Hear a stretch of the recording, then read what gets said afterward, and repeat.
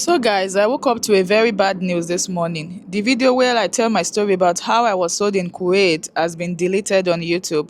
When I woke up, I saw the notification from YouTube and I was like, oh, these Arab people finally, take this video down because since I posted the video, I've been getting so many emails, comments, messages, positive, negative, so many threads, so many people apologizing. I've been getting different kind of emails based on the video. So when I saw that it was deleted, I was like, oh, they reported it. I thought it was the Kuwaitis, the Saudis, the Arab, like they report the video. But I just had to go to my YouTube or studio to check if I have a strike. And the good thing is I did not have a strike. So then I went to check the details of why, and why the video was deleted. And I saw it that and I saw the shock of my life.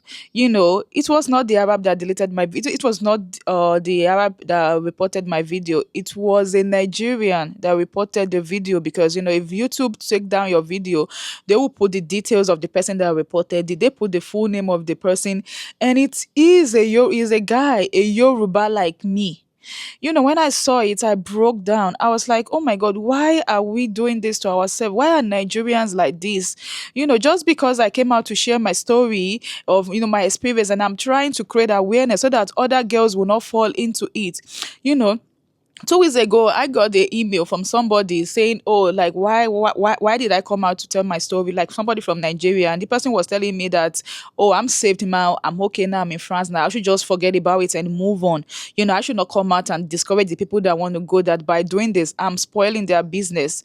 Like, well, you cannot tell me how and when and why to share my story. This is the story that for up to this moment, I'm still facing a lot of trauma. Like, I'm still traumatized from the experience I've been to in Kuwait. So you cannot tell me just because of your own selfish interest, just because you think, oh, if I come out, you want to silence me so that other girls will fall into victim. You know, I was like shocked. Nigeria, Yoruba reported the video. The YouTube sent me the name of the person, and the person reported a few clip where I posted the information of the people that helped me. And the thing is, before I posted this person information, I took permission for him. I told him that, oh, I want to do this, I want to do that, and he gave me the go ahead. And the thing is, even the information I posted, he's not using it anymore. He's not using the account anymore. He's not using it anymore. But still, this person, went and report my video based on that. So I saw that's why YouTube did not give me a strike. My channel is okay. So they just said, oh, my mistake is that I should have not showed a personal information. If I'm sharing my story, just for security reason or whatever. So I just had to film this video because I will be editing the parts and I will be posting the video back. I'm just so disappointed. Like, if it's the Kuwaitis, the Saudis, the Arab that reported this video, I will not be sad like this. No, I will not be sad because I believe, oh, they were trying to protect, But Nigerian reported. So, like, it really break me down. That's why, guys, we have to be very careful. Our own are the one, like, selling us, doing bad. Like, I don't even know what to say. I don't want this video to be long because I have to just attach the edited one to this clip. So please, I'll be posting it back. Please, if you have watched again, drop a comment again. Share again because we need to create awareness. I would not, you cannot silence me. You can, because I believe my story is helping, and I've been receiving so many messages from girls that say, oh, they are not going anymore, and some people are still even in the situation. I have so many people that are still like messaging me and said, I'm in the same situation. Like, a girl is an Oman. I'm chatting with her every day. She's going through a lot, and the mistakes are from all these agents from Nigeria. They would deceive us, tell us, oh, they are taking us to work on a normal work, and then nothing, and you'll be treating badly. Please, I don't even know I'm so sad. I don't even know what to say more because I was like shocked. I was so shocked, shock of my life to see that a fellow Nigerian reported the video just because I shared the information that is not you, it's not his information. He just look for it, because YouTube said there was nothing wrong with the video. So he just look for any mistake just to use to take the video down so that it will not reach people. And you cannot, if you are watching me and you are the one that reported the video, you cannot silence me. I will edit the video, I will add it to it, and I will post it back today. I just woke up, I have not even showered. I just have to come out and film this video. I will edit it and I will post it. So please, if you are watching me, please share the video, drop a comment, I will not succumb to silence. I will try on my possible best not to cry or break down, being emotional in this video, because this story I'm about to share, it's my darkest, side. It's my darkest story so far, and I'm still struggling. Like, I'm still struggling to heal from the trauma. That's why sometimes I've said it in my videos that I go through depression. So this is one of the reasons that triggers my depression. Anytime I, remember the past, remember everything I've been through, it's always like, trigger me. And so me coming here to talk about it, guys, it's a big deal to me. It means I'm healing, and like, I don't even know what to say, because I can't even believe I will be sitting here one day sharing this story. This thing I'm so ashamed of. This thing almost cost my life. This story almost destroyed me. So I can't even believe I will be bold enough to sit down in front of the camera and share this story. So if you're watching me for the first time, can you please leave a beautiful comment for me? Like, I deserve it. My name is Oluwaseyi. I'm a Nigerian living here in France. So in today's video, I will be talking about how I was sold in Kuwait. Yes, you read me right, guys. I was sold in Kuwait. So I will be talking about my journey, how I got to Kuwait, how I escaped, how I moved to France. So please, if you are watching me for the first time, kindly like this video, leave a comment, and if you can share, like, just support me, guys. I need all the support, because this girl you are looking at, I have been through a lot, like a lot. Sometimes when I look at myself, I was like, wow, like, I'm glad I'm still alive today. I'm glad I'm able to share my story to you, so that you guys can learn, and so it all started when I just finished my secondary school. Like, I've always loved to study abroad, guys. Like, it has always been in my dreams. I want to be a doctor. I love anything health. So I've always loved to study abroad.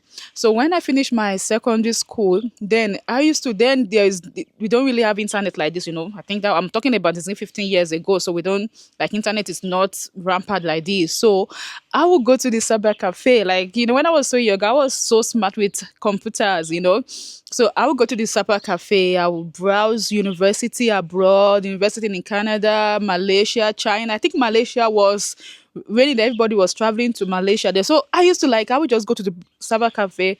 I would search for scholarship, how to get scholarship. And I always do that all the time. If you want to have access to the internet, you have to like pay. I would pay like 1 hour. I think it was 100 naira or so then. So I will pay and I will search for school. I keep doing that, keep doing that. And one day I got a scholarship in Malaysia. I think I was like, is it 18 or 19? Yeah, I was so young then. I got a scholarship to study nursing. Yes, 3 years to study nursing. I was so happy, guys. I was so excited. I told my mom, she's happy about it, and I told my dad. And then I think we need to just pay, since it was a scholarship, so it's not, well, like, we don't even have to pay a lot, just few money and my plane ticket and just some pocket money. So I told my dad, and guys, I come from a polygamous family. My dad have 3 wives. So I told my dad, and I'm the first child, I'm the first girl, firstborn. So I told him, and my dad was like, no, I'm not going, because one of my stepmom come. If you're African and you are watching me, you should understand this thing. So that's how my going to Malaysia to study nursing, that's how the dream just ended. My dad said no, that no, I'm not going anywhere, blah blah blah.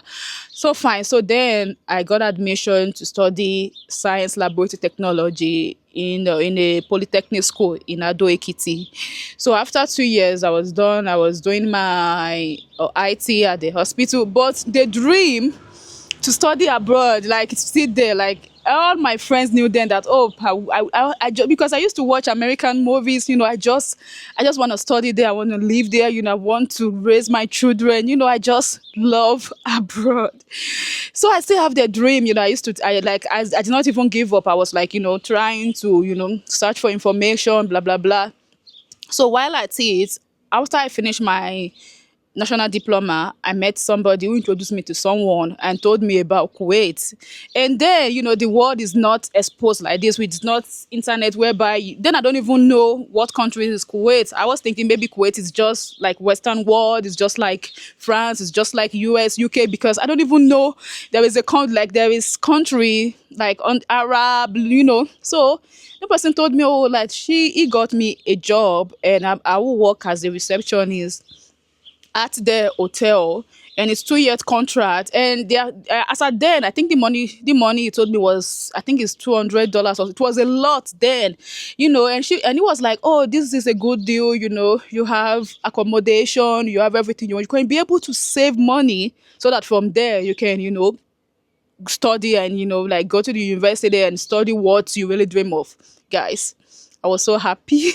I was so happy. Like I was so happy immediately. Like I jumped to the offer because then I don't even know they do human traffic. I don't know there is country that can bring in people and start. I don't know because it's not all over now. It's all over the internet, but then it's not all over the internet. So I was thinking it's okay. And with everything I've been watching on the TV, Western world are good. They treat you right. Blah blah blah. So I jumped to the offer. They asked me for my passport. Um, all my everything they asked me, I provided then, and bam, my visa was out within 3 weeks, guys. My visa to go to Kuwait was out. I was super excited. So like, okay, then I got to Kuwait. I took my plane then was Ethiopia airline. So from Lagos to Ethiopia and Ethiopia to Kuwait. Where my nightmare started was from Ethiopia to Kuwait, the plane. Oh my God, guys. That was when my problem started. The plane almost crashed. Like, I'm not joking. I'm not joking. The plane I think a lot of people even like die or fainted because of heart attack. Like, the plane almost crashed and the pilot always announced, oh, the plane is going down now, blah, blah. The pilot struggled with the plane for over 30 minutes. And I was told after that it was even because the pilot is the older pilot, which he has experience. That's even why he was able to, deal with the plane, because years after I heard that the plane finally crashed, which killed almost hundreds of people. So that was when my nightmare started, like the trauma of having a plane crash. And thank God everything was fine. We landed in Kuwait, and these people, I saw these people, they came, they were like, oh, they asked, am I Helen, blah blah blah. I said yes. Okay, they said okay, they are here to pick me up. And I was like, okay, fine, maybe these are my agents, like the people that want to give me the hotel people. I was like, okay, fine, I follow them. And I saw that they took us to a office where they were like office, and so they said I should sit down. I saw various girls, young, old, and from Ghana, Nigerian, Philippines. They were all sitting outside. So they asked me for my passport. I gave them my passport. I was like, what's happening? And they asked me for my phone. Then I have two phones. I brought two phones to Kuwait. This iPhone, you see that, guys, I still hold on to this iPhone because this phone saved me. That's why I still have this phone up to this moment. So I have this iPhone 5 and I have another small phone which it doesn't have internet. So, but when she asked me for my phone, I was like, God just said, I should not give her this iPhone. I should give her this small phone. So I gave her my phone and she took the phone and put it in the dryer. And she asked me to go and sit outside. The agent, her name is Nazreen. Like, I will never forget. Her name is Nazreen. She's from, is in Nepal, NEP something something. She's from there. So she asked me to sit outside with other girls, and I was like, God, what's happening? Then what's happening? I was so surprised, Then before I knew it, some Kuwaitis will just come and they will look at us, they will pick anyone they want, and they will take her to the office, and they will have some conversation with the agent, and voila, the person they picked will follow them. I was like, what's happening? What's happening? After a few hours, somebody picked me. And so the person picked me, and the person took me to the office, and he paid the agency money. And I was like, God, I think he paid about 1,000 Kuwait dinar then. So once he paid, then the agency asked me to follow the man, to follow him. So I was like, okay, fine. Then I followed him with my luggages. And when we got to this person's place, he has 3 children, a wife, and him. So the first thing they did is just to take my bags. They check my bags. I brought some gari, some food. They threw trash everything. They gave me a uniform that I will be wearing a uniform, and they gave me rules. That was when I was like, oh my god, what's happening? They said, okay, I have to clean, I have to do this, I have to do that, and guess where I was supposed to be sleeping? I was sleeping in the store in the kitchen where there is washing machine. So they just gave me a cloth to lay on on the floor and sleep. Oh my god, guys, that night was so terrible. Like, that was when I knew, like, oh my God, what was really happening. So they told me my contract. So then funniest thing is the wife can speak English. So I asked the wife what's happening. And he was like, oh, that I will be with them for 2 years. That's my contract, that they already bought me, blah, blah, blah. And I will work for them for 2 years. And I will not be able to go out. Oh my God. That night I cried. Like, I cried, guys, because I was like, 2 years I will be stuck here. And I told her that this is not what my agent told me, that this is not what he told me. He told me I'll be working in a hotel. I will have my own freedom. He was like, no, no, no, no, no, no, no. That was when the problem started. Like, guys, I will wake up 4 a.m. and I will sleep 12 a.m. Like, it was terrible. When I said terrible, like, it was bad. You know, I cannot eat. I have to eat their leftover. Their children. Oh my God, the kids are so spoiled. Sometimes they will spit on you. As they don't even address me as my name. They don't call me Helen. They called me Kadama, which is maid. Kadama, Kadama. And it was bad. Like, I will walk from morning. And these people, oh my God, you have to watch the floors, you watch the walls, you watch everything. It was so bad. Like, I was like, oh my God, I cannot cope, because I started getting sick. And even when I'm sick, they won't take you to the hospital. They will just give you maybe a paracetamol. They will not treat you. You will not eat well, because you have to wait for them to eat, and you have to, like, eat the leftovers. Like, it was bad. No, it was like, even saying it now, it makes, like, there are a lot of things I can't even say out. But as I'm saying it now, I'm flashing back. I'm remembering, like, and I can't even tell my mom, like, because my mom I cannot even explain it to my family what I'm going through. I don't want to bother them, but the good thing is I have my phone. I have my phone with me. And then they don't even know we Africans. We are intelligent. They don't know we know about internet. Then they believe maybe we live on the we live on the trees. They believe we are so poor. They don't know we are educated and we know a lot of things. So since I have my phone with me, I connected to the internet. Like, anytime I'm supposed to sleep, I will just sneak and connect to the Wi-Fi of their house, and I will be searching, because I know I cannot live this way. I cannot, the torture, the work, the stress, guys. Oh my God. Sometimes even the 4 hour sleep, they will wake me up and ask, like, sometimes maybe we call the man Baba. The Baba will be in his room and will call me, Kadama, Kadama, Tale, Tale. I still remember Rabbi Tale is come. Bring me what, like, these people treat you like, they don't even treat you like a maid. They treat you like a slave.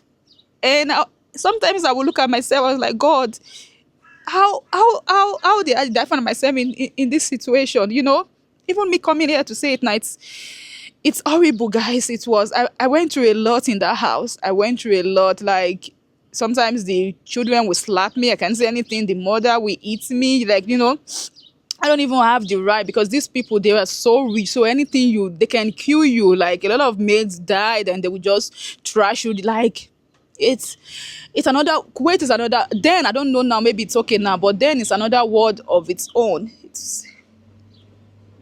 I don't even, I went through a lot, like a lot. Then a lot. It was the trauma. Sometimes, anytime I remember, it still trigger me. That's why I used to say together that I'm going through depression.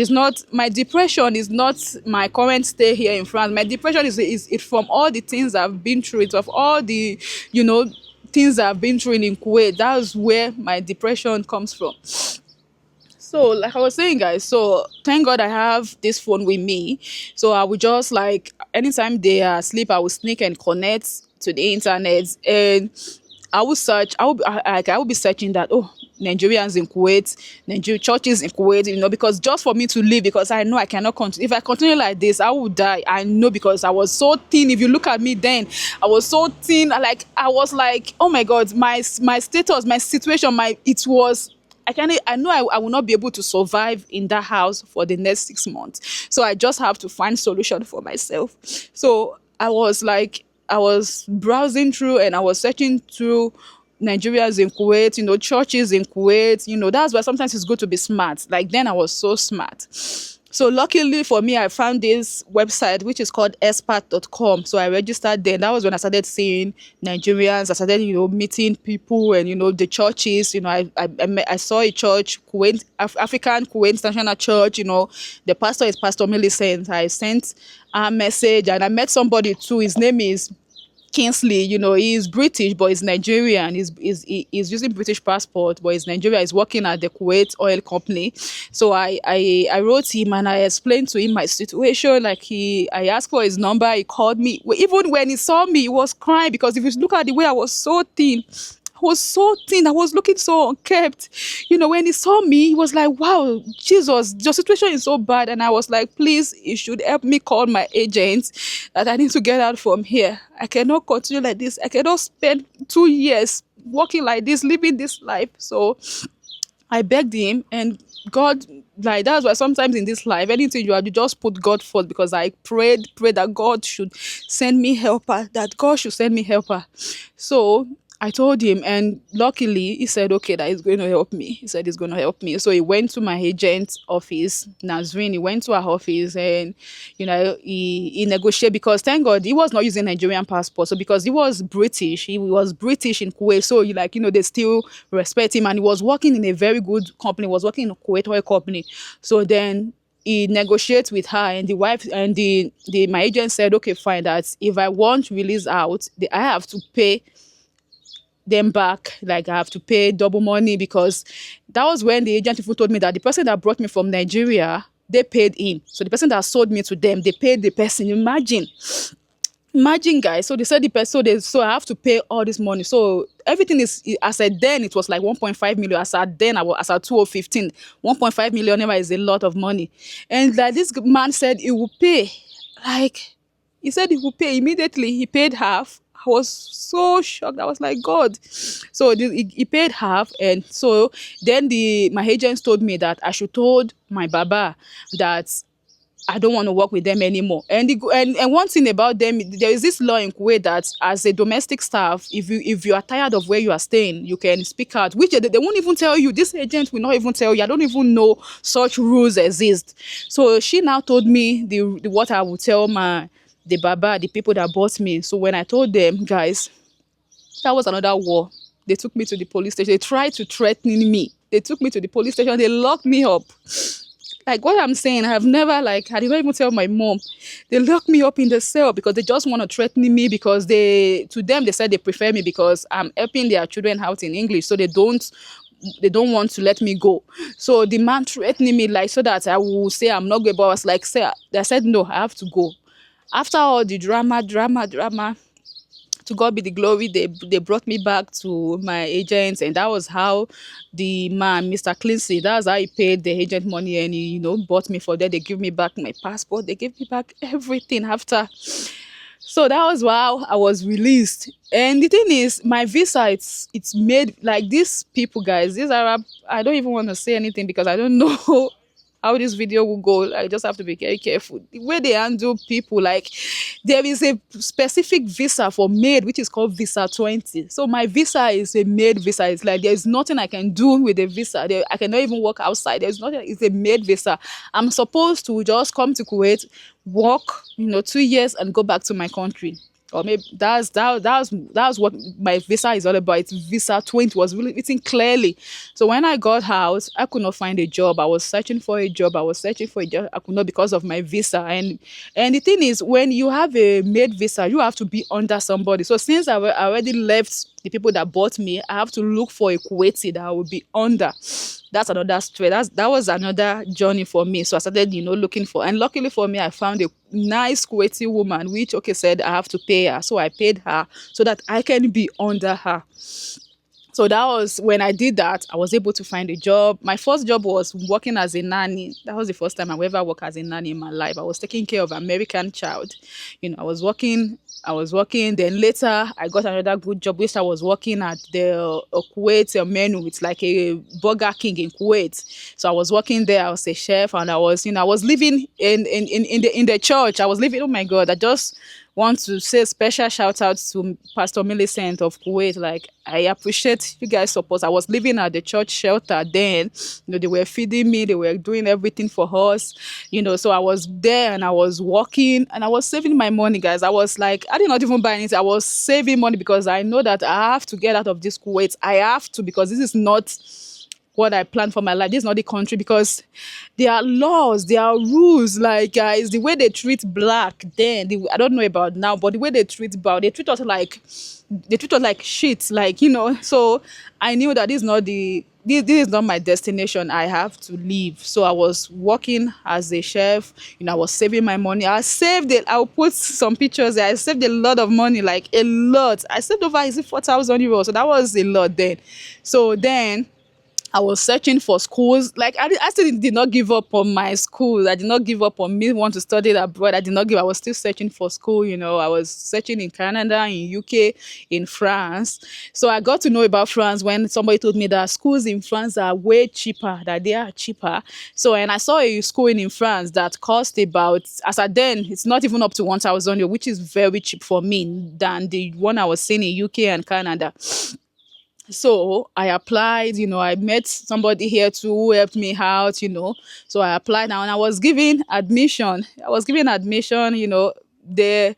So the next problem is to get a visa. Remember, I am on maid visa. I am on visa 20, which I cannot do anything.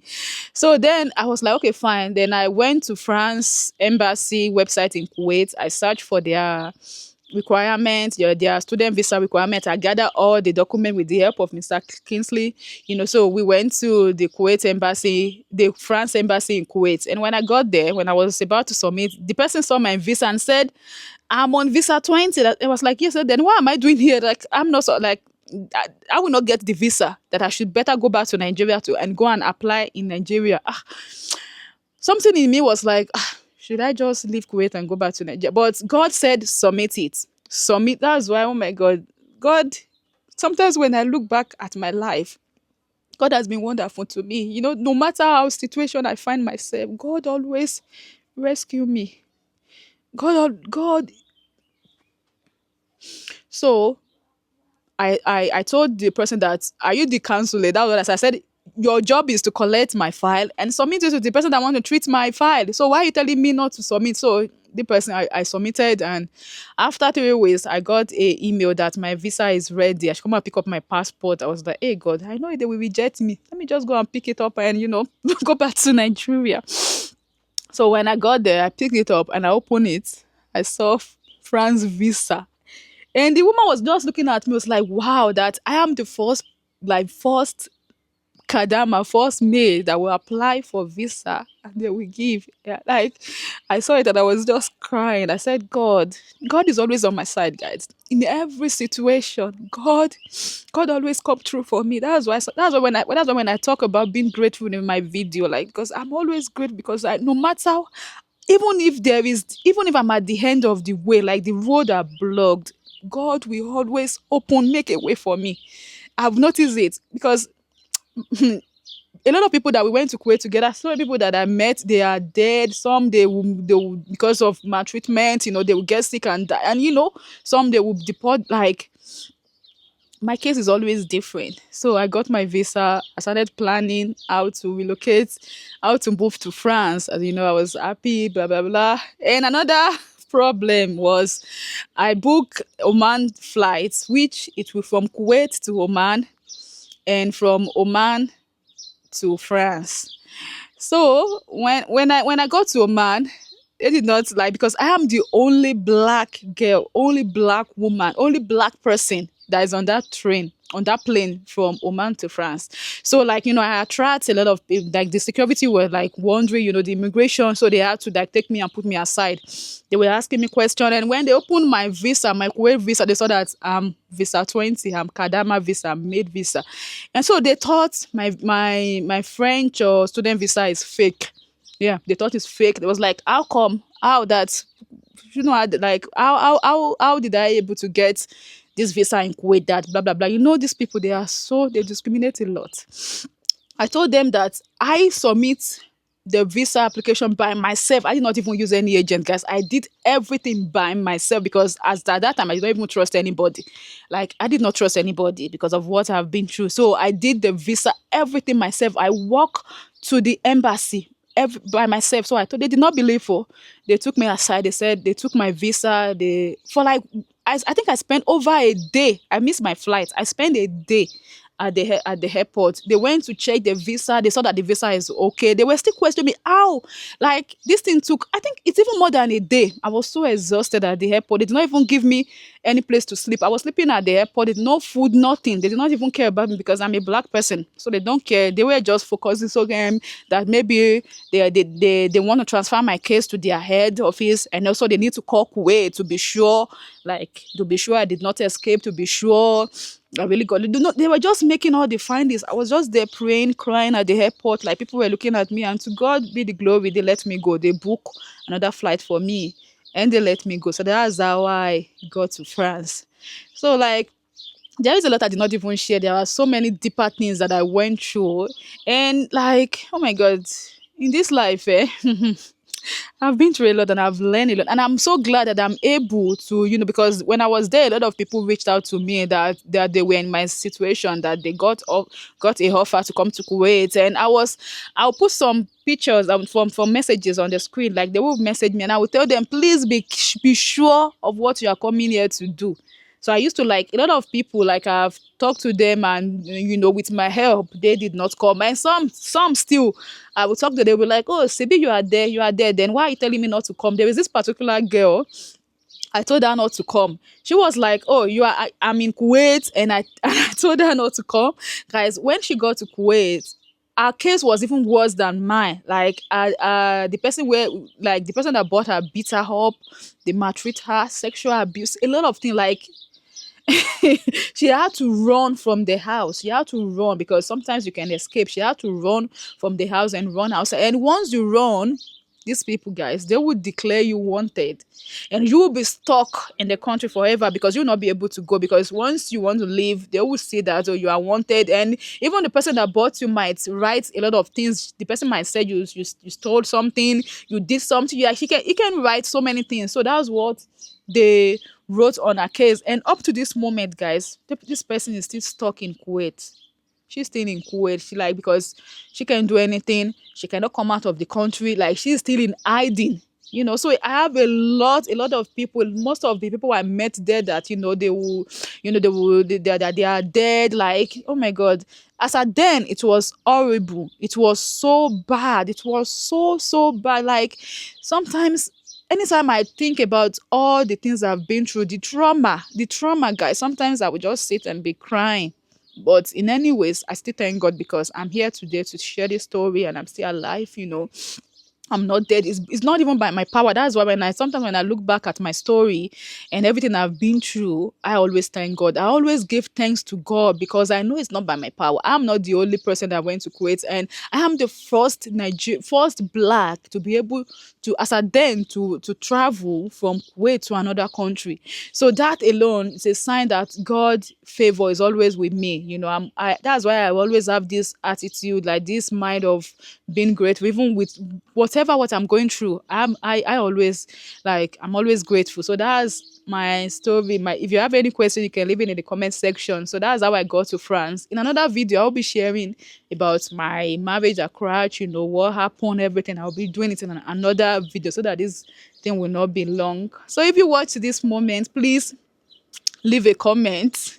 Leave a comment. Like, I need a comment because, oh my God, once I'm done with this video, I will still cry because I'm trying to, I'm trying to suppress the crying. Like, I'm trying to suppress it. And then, guys, I did not even tell my mom, because if I told my mom everything, oh my God, she would just, like, I don't even know what will happen to her then. I did not tell her because I was just keeping. But one thing is, she noticed that she's not able to call me because, when they took my phone, I'm not allowed to use a phone. So, but the person I am, they gave me access to call my family once a month.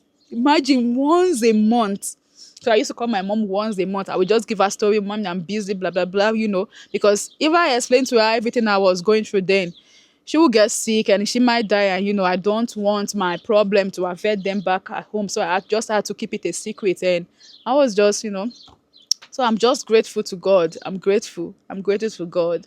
Even that's why when so many people commented on my video that, oh, that am I depressed because of my situation here in France? No, no, no. I'm not depressed of because I'm living. I chose to move to this village. I choose to live a slow life just to heal my trauma, because I've been through a lot of trauma. I've been through a trauma in my marriage, Kuwait, like, oh my God, then I had to oh my, a lot that I can't even say to you guys, but I'm grateful. I'm grateful and I'm glad you are watching me alive. Thanks so much for watching so far. Please don't forget, like I said, drop a comment. Oh God.